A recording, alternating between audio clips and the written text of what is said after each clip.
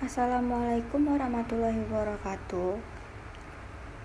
Di sini saya akan mencoba menjelaskan mengenai respon kekebalan tubuh terhadap reaksi virus, di mana terdapat dua kekebalan, yaitu kekebalan yang dimediasi oleh sel dan kekebalan yang dimediasi oleh antibodi.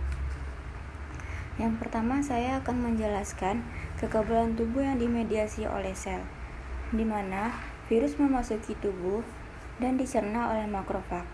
Fragmen virus dipecah dan fragmen antigen atau epitop mulai muncul di permukaan makrofag.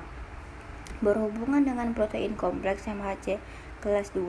Kompleks protein MHC kelas 2 antigen berinteraksi dengan reseptor spesifik antigen pada permukaan limfosit T pembantu. Aktivasi dan proliferasi klonal sel T helper spesifik antigen ini terjadi sebagai akibat dari produksi interleukin. Yang terpenting adalah interleukin 2 yang berfungsi untuk pertumbuhan sel T dan interferon gamma yang berfungsi untuk mengaktifkan makrofag. Sel T pembantu teraktivasi dibantu oleh makrofag yang teraktivasi memediasi satu komponen penting dari imunitas seluler. Limfosit T sitotoksik atau disebut juga dengan sitolitik juga merupakan efektor spesifik dari respon imun seluler, terutama terhadap sel yang terinfeksi virus. Di sini saya mengambil contoh yaitu virus influenza, di mana virus ini dihirup dan menginfeksi sel saluran pernafasan.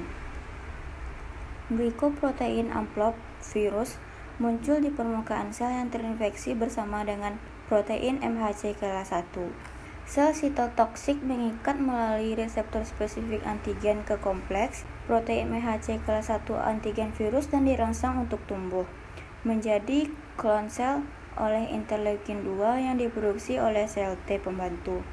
Sel sitotoksik mengikat melalui reseptor spesifik antigennya ke kompleks protein MHC kelas 1 antigen virus dan dirangsang untuk tumbuh menjadi klon sel oleh interleukin 2 yang diproduksi oleh sel T pembantu.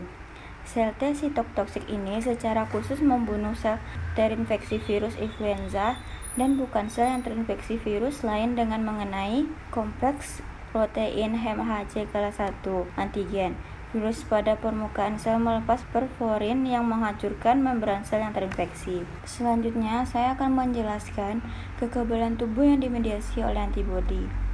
Sintesis antibodi biasanya melibatkan kerjasama dari 3 sel, yaitu sel antigen presenting, misalnya sel dendrit dan makrofag, sel T helper, dan sel B. Setelah diproses oleh sel penguji antigen, fragmen antigen muncul di permukaan sel tersebut dan menghubungkan dengan MHC kelas 2 protein.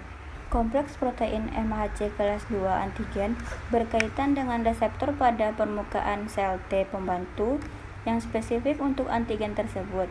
Ini mengaktifkan sel T pembantu untuk menghasilkan interleukin seperti interleukin 2, 4, dan 5. Interleukin ini mengaktifkan sel B untuk antibodi spesifik antigen tersebut.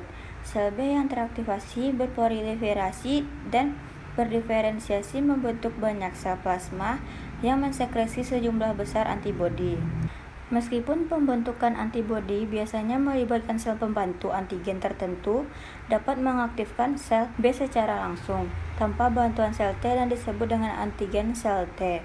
Dalam respon sel T, independen ini hanya bisa diproduksi oleh sel B karena membutuhkan interleukin 4 dan 5 yang dibuat oleh sel T pembantu agar sel B dapat beralih kelas untuk menghasilkan IgG, IgA, dan IgE.